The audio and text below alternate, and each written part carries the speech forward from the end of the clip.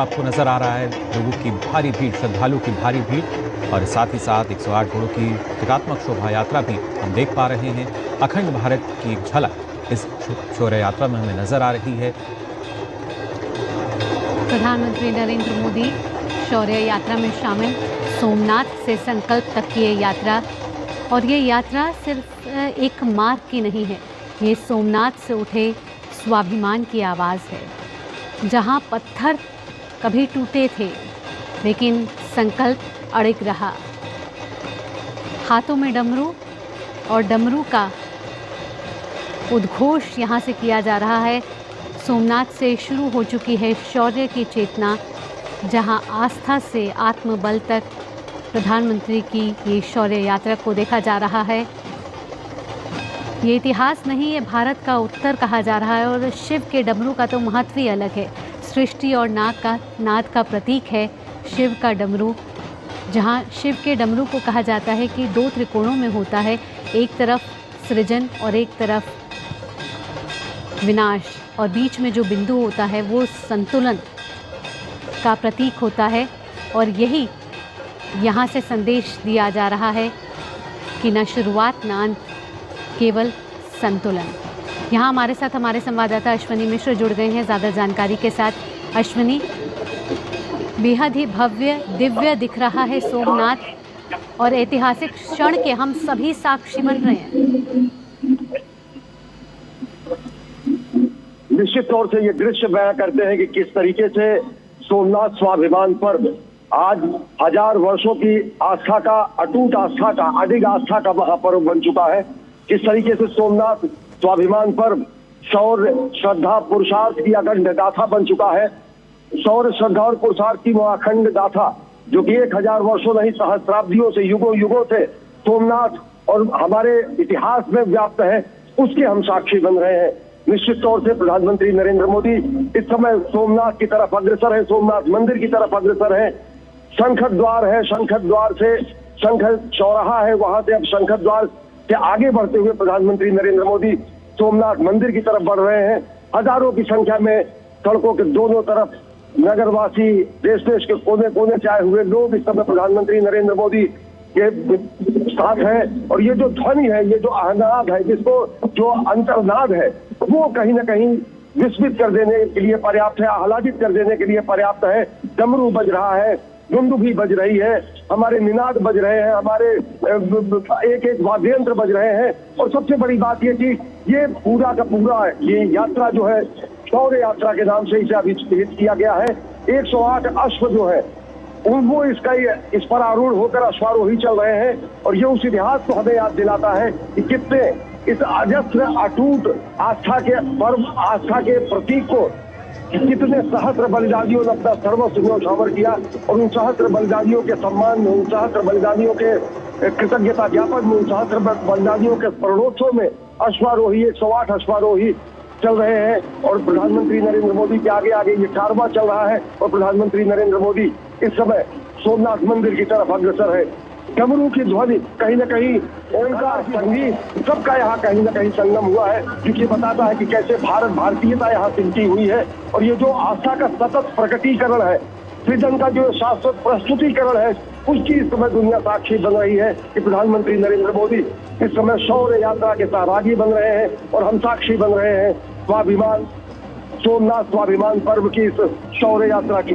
निश्चित तौर से अगर देखें तो यह भक्ति का प्रतीक है, यह शक्ति का प्रतीक है, यह नवनिर्माण का प्रतीक है, और यह नव अभिव्यक्ति का भी प्रतीक है, ये नए राष्ट्र के अभ्युदय का भी प्रतीक है। किस तरीके से हमारी संस्कृति पर, हमारी सभ्यता पर, हमारे धर्म पर, हमारी आस्था पर चोट पहुंचाने का कार्य किया गया सहस्राब्दियों तक, लेकिन वो हमारी अडिग अटूट आस्था निरंतर सनातन शाश्वत रूप में विद्यमान है, और उसी का महापर्व है, और उसी की शौर्य यात्रा है जिसको प्रधानमंत्री नरेंद्र मोदी इस समय शामिल हो रहे हैं, इस समय सहभागी बन रहे हैं। अगर इस पूरे अंतर यात्रा को देखें, 1026 में महमूद गजनवी ने जब सोमनाथ को अपवित्र करने का कुत्सित बर्बर प्रयास किया था, उसके 1000 वर्ष पूरे हुए हैं। उसके बाद 17, कम से कम इतिहासकार बताते 17 बार सोमनाथ को विध्वंस करने का प्रयास किया गया, लेकिन उस विध्वंस के साथ साथ पुनर्निर्माण की प्रक्रिया भी लगातार जारी रही। जो बर्बर मानसिकता थी, जो पाशविक मानसिकता थी, उसके खिलाफ अहिंसात्मक मानवीय दृष्टिकोण से लड़ाई सतत जारी रही। और अंततः ये विजय का प्रतीक है कि किस तरीके से विध्वंसकारी मानसिकताएं विध्वंस हो जाती हैं और सोमनाथ का परचम दिव्य ध्वजा, धर्म ध्वजा लहराती रहती है। यह स्वरोही उन हमारे हुतात्माओं को, उन हमारे शहीदों को, हमारे अमर बलिदानियों के लिए समर्पित है, जिन्होंने हजारों की संख्या में, सहस्रों की संख्या में अपना शीश नवाया। यहाँ इस सोमनाथ मंदिर के परिसर में ही वीर हमीर जी गोहिल जी की प्रतिमा है। वीर हमीर जी गोहिल, करमपाल सिंह जी, अनेक ऐसे योद्धा यहाँ के रहे, इस क्षेत्र के योद्धा रहे, अनेक गोहिल और परमार योद्धा रहे, अनेक ऐसे राजपूत योद्धा रहे जिन्होंने अपना सर्वस्व न्यौछावर कर दिया, प्राण का, शरीर का एक एक कतरा और प्राण का एक सर्वोच्च अपना प्राणोत्सर्ग कर दिया सोमनाथ की रक्षा के लिए। राजा हमीर सिंह गोहिल का जो वक्तव्य है वो याद करने लायक है, वो ध्यातव्य है। यहाँ पर उन्होंने कहा कि शिव भक्तों का शीश झुकता नहीं है, शिव भक्तों का शीश चढ़ता है, शिव भक्तों का शीश शिव के सामने झुकता है, शिव भक्तों का शीश किसी अन्य शक्ति के सामने नहीं झुक सकता है। निश्चित तौर से शिव भक्तों का शीश यहाँ पर चढ़ा है और जो अनगिनत शीश चढ़े हैं भगवान शिव के चरणों में सोमनाथ की रक्षा के लिए, यह स्वरोही उन्हीं के प्रतीक हैं, कृतज्ञता ज्ञापन कर रहे हैं, उन्हीं के लिए उनके बलिदान का स्मरणोत्सव कर रहे हैं और उसी का धन्यवाद ज्ञापन है समूचे राष्ट्र की ओर से। और समूचे राष्ट्र की ओर से इस यात्रा का प्रतिनिधित्व कर रहे हैं प्रधानमंत्री नरेंद्र मोदी, जो कि आजीवन युवावस्था में, मुख्यमंत्रित्व काल में, प्रधानमंत्रित्व काल में सोमनाथ से जुड़े रहे, अगाध शिव के भक्त, अनन्य उपासक है, तो मां भारती के साधक भी है। उस स्वरूप में आज प्रधानमंत्री नरेंद्र मोदी यहाँ पर है और किस तरीके से आध्यात्मिकता और आधुनिकता का मेल है, किस तरीके से गौरवशाली अतीत के साथ साथ वैभवशाली भविष्य की झांकी यहाँ दिखती है, वो इस यात्रा में दिख रही है। इस यात्रा में स्पष्ट तरीके से नए भारत का अभ्युदय दिख रहा है। इस यात्रा में स्पष्ट तरीके से सत्यम शिवम सुंदरम के साथ साथ एक जुड़ रहा है, जिसमें हम कह सकते हैं सत्यम शिवम स्वाभिमानम।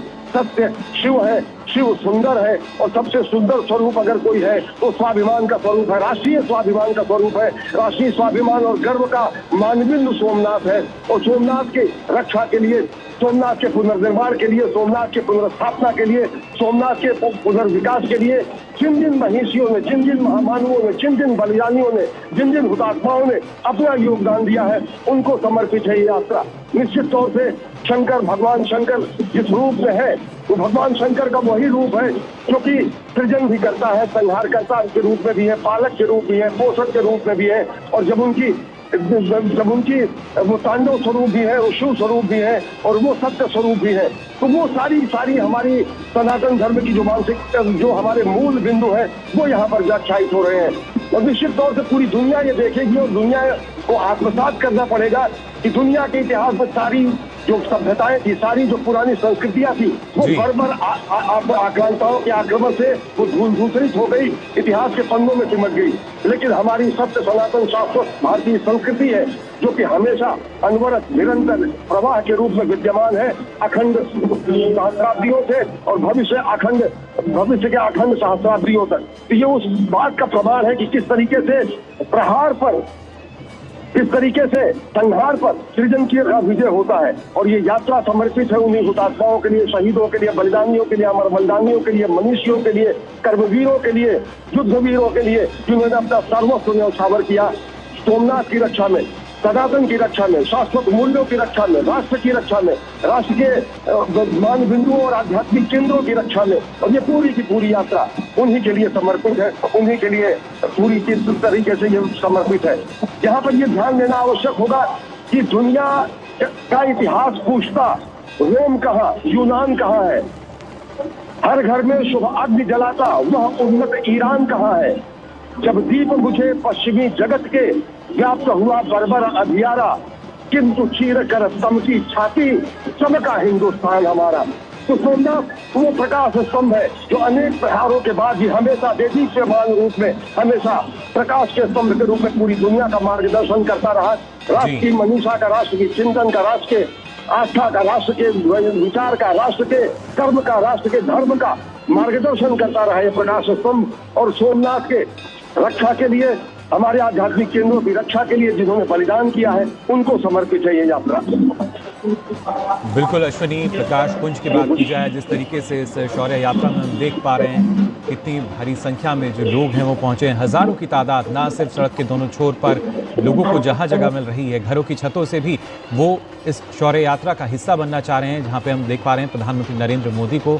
और कहीं ना कहीं ये नाद है भारत के स्वाभिमान का, और इसके साथ साथ अखंड भारत की जो झलक है, जो बानगी है, वो भी यहाँ नजर आ रही है। अलग अलग राज्यों की लोक संस्कृति की बात की जाए, वो भी यहाँ प्रदर्शित की जा रही है, उसकी भी प्रस्तुतियाँ दी जा रही हैं, और एक संदेश भी कि ना सिर्फ अखंड सोमनाथ बल्कि अखंड भारत, और यही संदेश आज पूरे विश्व को। निश्चित तौर से समूचा भारत यहाँ पर सिमट कर आया है, समूचे भारत की झलक यहाँ पर दिखती है। यहाँ पर गुजरात के नृत्य हैं, तो यहाँ पर जनजातीय नृत्य हैं। यहाँ पर अगर दक्षिण भारत के नृत्य हो रहे हैं, तो यहाँ पर उत्तर भारत के अनेक ऐसे जो सांस्कृतिक कार्यक्रम है उनका प्रदर्शन हो रहा है। हजारों की संख्या में विप्र बटुक शंखर ध्वनि करते हुए, डमरू ध्वनि करते हुए चल रहे हैं, अश्वारोही चल रहे हैं, जो कि समाना संस्कृति के प्रतीक है। और उन अश्वारोहियों के हृदय, उनके हाथ में है भगवा ध्वज, वो भगवा ध्वज जो कि हमारे धर्म ध्वजा है, वो भगवा ध्वज जिसके लिए जो केसरिया ध्वज जो है हमारा, वो केसरिया ध्वज जो हमारे बलिदानियों के रक्त से देदीप्यमान है, वो केसरिया ध्वज जिसमें हमारे बलिदानियों का रक्त का सम्मिश्रण है, वो हाथों में थामे गर्वोन्नत तरीके से गौरवशाली अतीत से प्रेरणा लेते हुए वैभवशाली भविष्य के निर्माण के लिए ये यात्रा निकाली गई है, जो कि नए भारत के अभ्युदय की, नए भारत के उत्कर्ष की, भारत के सांस्कृतिक राष्ट्रवाद के चरमोत्कर्ष के कहीं ना कहीं बिंब प्रस्तुत करता है। और निश्चित तौर से देखें कि जो मनोहारी दृश्य है, जिसमें हर आयु वर्ग, महिला पुरुष, स्त्री बालक, हर कोई शामिल है। देश के कोने कोने से आए हुए लोग शामिल है। देश की हमारी विविधता की झांकी यहाँ पर है।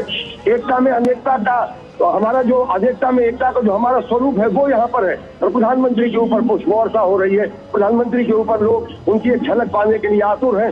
प्रधानमंत्री इस समय नरेंद्र मोदी लगातार अभिमुख है, लगातार चल रहे हैं सोमनाथ मंदिर की तरफ। और ये यात्रा कहीं न कहीं हमारे बलिदानियों के लिए समर्पित है, जिन्होंने अपने शरीर का कण कण और जीवन का क्षण क्षण राष्ट्र निर्माण के लिए समर्पित कर दिया।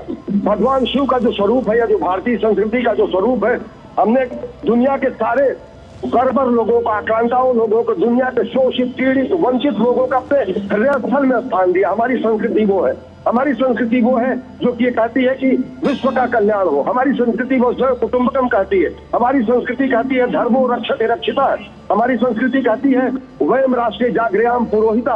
और राष्ट्र को जगाने के लिए पुरोहित स्वरूप में इस समय प्रधानमंत्री नरेंद्र मोदी का ये रूप दिखता है, जब वो सोमनाथ मंदिर में पूजा अर्चना आराधना के लिए, राष्ट्र कल्याण, राष्ट्र निर्माण के लिए, विश्व कल्याण के लिए प्रार्थना करने के लिए अभिमुख है। शौर्य यात्रा में इस समय शामिल है। निश्चित तौर से अगर देखें कि हमारी वही संस्कृति है जिसने पूरी दुनिया को ज्ञान का दीप दिया, विज्ञान का ज्ञान दिया। हमारी संस्कृति ने दुनिया को मोक्ष का मार्ग दिखाया, हमारी संस्कृति ने मुक्ति का मार्ग दिखाया। हमने कभी किसी का शोषण नहीं किया। ये दुनिया जानती है कि गोपाल राम के नामों पर कब हमने अत्याचार किए। कोई बतलाए काबुल में जाकर कितनी मस्जिद तोड़ी। भूभाग नहीं, शत शत मानव के हृदय जीतने का निश्चय, तन मन हिंदू, जीवन हिंदू, रग रग हिंदू मेरा परिचय। इस तरीके से अभिव्यक्ति की गई है भारतीय संस्कृति की। हम तो लोगों के हृदय जीतने की आकांक्षा रखते हैं, हम लोगों के हृदय जीतने का, हम भूभाग और भौगोलिक विन्यास को जीतने की आकांक्षा नहीं रखते हैं। भारतीय संस्कृति दिलों पर राज करने की, दिलों पर शासन करने की आकांक्षा रखती है। और जो दिलों पर शासन करने की आकांक्षा होती है वो अमर होती है, अडिग होती है, अमित होती है, अक्षुण्ण होती है, निरंतर होती है, सतत होती है। और वही सातत्य प्रवाहमान सनातन संस्कृति का प्रवाह यहाँ दिख रहा है, जब हजारों की संख्या में लोग प्रधानमंत्री नरेंद्र मोदी के अनुगामी होकर इस समय सोमनाथ मंदिर की तरफ लगातार बढ़ रहे हैं, कृतज्ञता ज्ञापन कर रहे हैं, श्रद्धांजलि अर्पित कर रहे हैं, शब्दांजलि अर्पित कर रहे हैं, काव्यांजलि अर्पित कर रहे हैं, अपने भावांजलि अर्पित कर रहे हैं अमर बलिदानियों के लिए, हुतात्माओं के लिए, जिन्होंने सोमनाथ की रक्षा की, जिन्होंने हमारे शाश्वत मूल्यों की रक्षा की, आध्यात्मिक केंद्रों की रक्षा की, भारत भारतीयता की रक्षा की। बिल्कुल अश्विनी,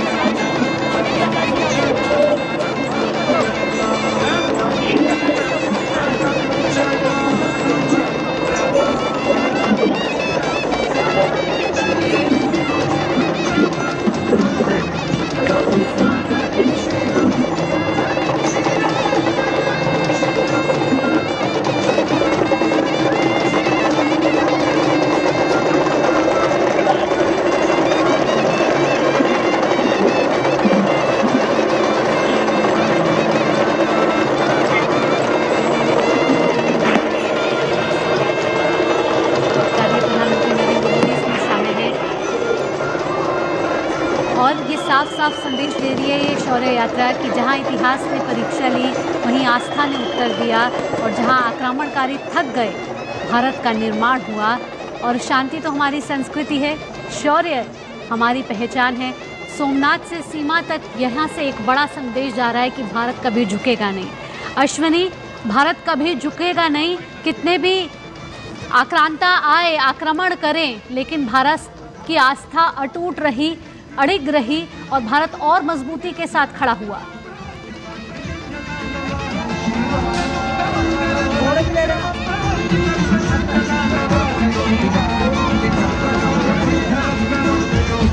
अश्विनी, क्या आपको हमारी आवाज मिल रही है?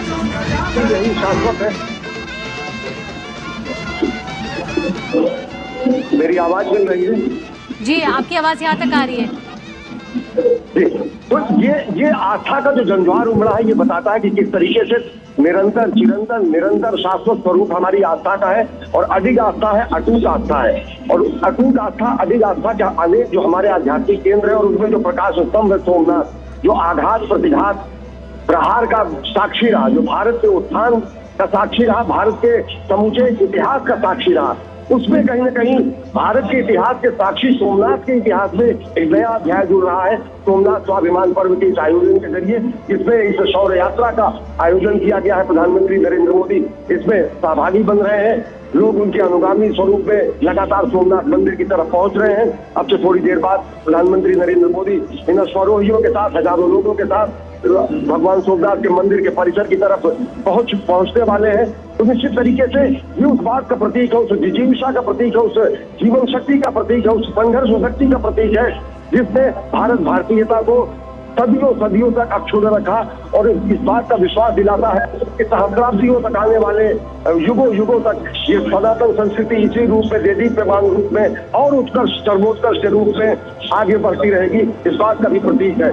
जिस तरीके से यहाँ पर लोगों का अभिवादन स्वीकार कर रहे हैं प्रधानमंत्री नरेंद्र मोदी, जिस तरीके से अश्वारोही यहाँ पर पहुंचे, जिस तरीके से सांस्कृतिक झलकियां यहाँ दिखाई दे रही, जिस तरीके से नृत्य यहाँ पर है, जिस तरीके से डमरू, त्रिशूल, शंख, उन सबका अनहद नाद यहाँ पर हो रहा है, वो भारत भारतीयता के उस मंत्र को स्थापित करता है, जिसमें हम सत्यम शिवम सुंदरम की बात करते हैं, जिसमें हम विश्व कल्याण की बात करते हैं, और राष्ट्र निर्माण और विश्व कल्याण, इसकी प्रतिबद्धता कहीं न कहीं प्रधानमंत्री नरेंद्र मोदी के समूचे शासनकाल में दिखती है, चाहे वो मुख्यमंत्री के रूप में गुजरात और आसपास के क्षेत्रों के विकास की बात रही हो।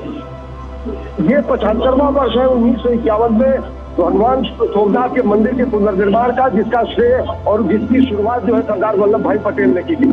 जब 50 वर्ष हुए थे, लोगों के लिए ये स्मरण करना आवश्यक है, जब 50 वर्षों का स्वर्ण जयंती समारोह हुआ था, मुख्यमंत्री के रूप में नरेंद्र मोदी ने कहा था कि सोमनाथ जो हमारी आस्था का अटूट आगाध श्रद्धा का केंद्र है, जिसको धर्म, कर्म, आध्यात्म के अलावा शिक्षा, संस्कार, वैभव और व्यापार और विस्तार का एक ऐसा वैश्विक केंद्र बनाना मेरा लक्ष्य है, जिसकी तरफ पूरी दुनिया आकर देखे।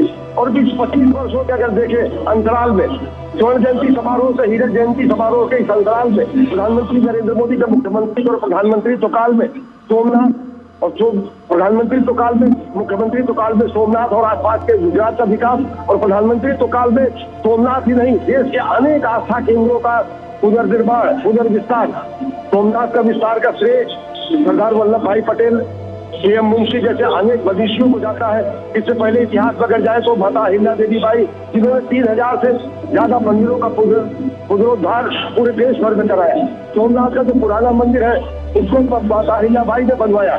तो जिस तरीके से जो हमारे मनीषियों के दिखाए हुए रास्ते थे, जो हमारे मनीषी है, जो हमारे पथ प्रदर्शक थे, जो उन्होंने जीवन मंत्र दिया, जो उन्होंने सामाजिक मंत्र दिया, जो उन्होंने विकास का मंत्र दिया, उसी मंत्र को अपने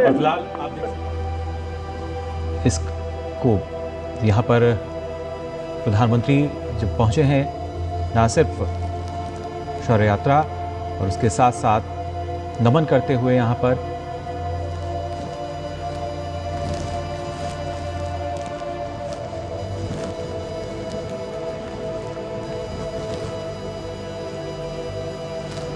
सोमनाथ मंदिर के लिए जिन्होंने अपने प्राणों की आहुति दी, अपना बलिदान दिया, सर्वस्व जिन्होंने न्यौछावर कर दिया, आज उन्हीं को शौर्य यात्रा के जरिए नमन किया जा रहा है। उन्हें श्रद्धांजलि भी हम दे रहे हैं। साथ ही साथ स्वाभिमान पर्व एक उत्सव के रूप में भी हम देख सकते हैं। पूरा देश आज स्वाभिमान पर्व मना रहा है।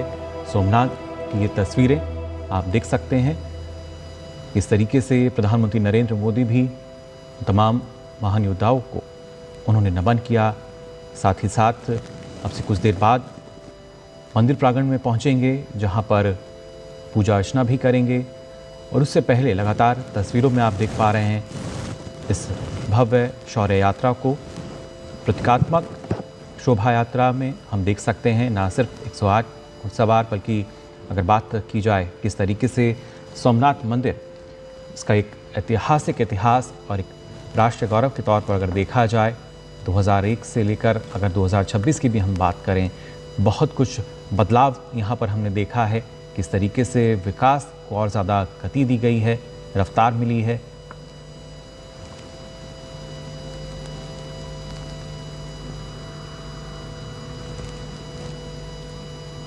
तो यहाँ शौर्य यात्रा से वीरों का सम्मान और नए भारत का आत्मविश्वास साफ तौर पर दिख रहा है। ये यात्रा सिर्फ सड़कों की नहीं है, ये यात्रा संकल्पों की है, जहाँ हर कदम मिल रहे हैं वीरों का साहस इतिहास बनता है। और ये शौर्य की यात्रा जहाँ सलामी शब्दों से नहीं, संयम और सामर्थ्य से दी जाती है। ये है सोमनाथ की शौर्य यात्रा, जहाँ प्रधानमंत्री नरेंद्र मोदी इस समय सोमनाथ में हैं और अब से कुछ देर बाद पूजा अर्चना होगी। और ये शौर्य यात्रा याद दिला रहा है उन वीरों के बलिदानों की, उन वीरों ने जिन्होंने अपने प्राण न्यौछावर करके सोमनाथ को मजबूत रखा, अड़िग रखा। और आज सोमनाथ मंदिर की रक्षा में जिन वीरों ने बलिदान दिया, उन्हीं को याद किया जा रहा है, उनको श्रद्धांजलि अर्पित की जा रही है।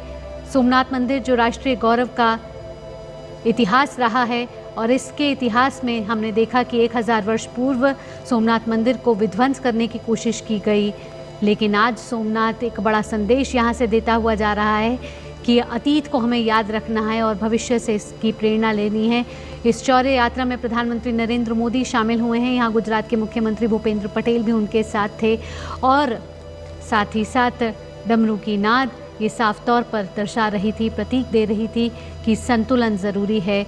और ये शौर्य यात्रा संकल्पों की यात्रा बन गई है, सोमनाथ से संकल्प तक की यात्रा, जहां शांति हमारी नीति है और शौर्य हमारी पहचान है। और यही प्रधानमंत्री नरेंद्र मोदी की शौर्य यात्रा की शान है। और ये वो तस्वीरें जिसमें हम देख सकते हैं भगवान शिव के प्रिय वाद्ययंत्र ढा और एक नाद स्वाभिमान का, भारत के स्वाभिमान का। इस दौरान भारत के अलग अलग राज्यों की अगर बात की जाए, उसकी झलक हमें यहाँ नज़र आई। दोनों छोर पर हर कोई प्रधानमंत्री का अभिनंदन करने के लिए भी आतुर नज़र आया। फिलहाल आप देख सकते हैं इन तस्वीरों में किस तरीके से जो शौर्य यात्रा है उसकी तस्वीरें, सभी का अभिवादन स्वीकार करते हुए नजर आए प्रधानमंत्री नरेंद्र मोदी। लोग दूर दूर से उनकी एक झलक पाने का इंतज़ार कर रहे थे।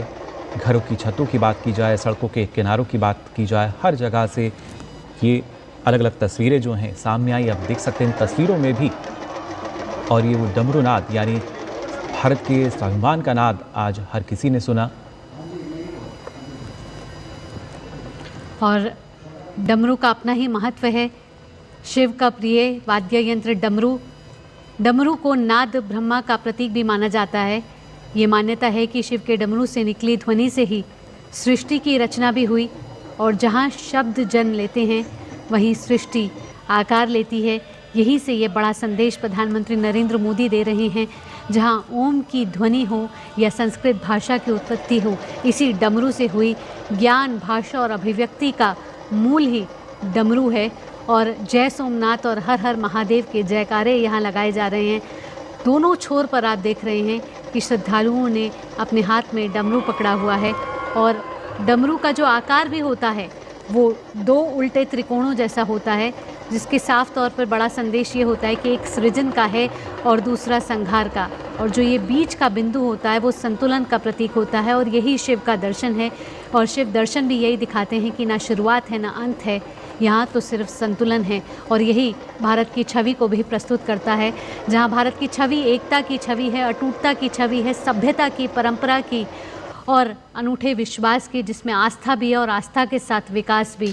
और इसी आस्था के साथ विकास को लेकर प्रधानमंत्री नरेंद्र मोदी अग्रसर हैं, आगे बढ़ रहे हैं। सोमनाथ की ये शौर्य यात्रा, जिसमें अब से कुछ देर बाद प्रधानमंत्री नरेंद्र मोदी पूजा अर्चना करेंगे सोमनाथ मंदिर में, और यहाँ से भारतवर्ष ही नहीं पूरे दुनिया भर में एक बड़ा संदेश जाता हुआ नजर आएगा। बिल्कुल, ये शौर्य यात्रा जिसमें हमने देखा किस तरीके से 108 घोड़ों का एकात्मक जुलूस धर्म ध्वजा हाथों में थामे हुए और साथ ही साथ हाथों में डमरू थामे हुए तमाम ये श्रद्धालु जो कि बता रहे हैं कि किस तरीके से स्वाभिमान पर्व जो है किस तरीके से महत्वपूर्ण है हमारे लिए। और साथ ही साथ हमारे साथ खास मेहमान जो हैं वो जुड़े हुए हैं हमारे साथ स्टूडियो में। वरिष्ठ पत्रकार के जी सुरेश जी जुड़े हुए हैं।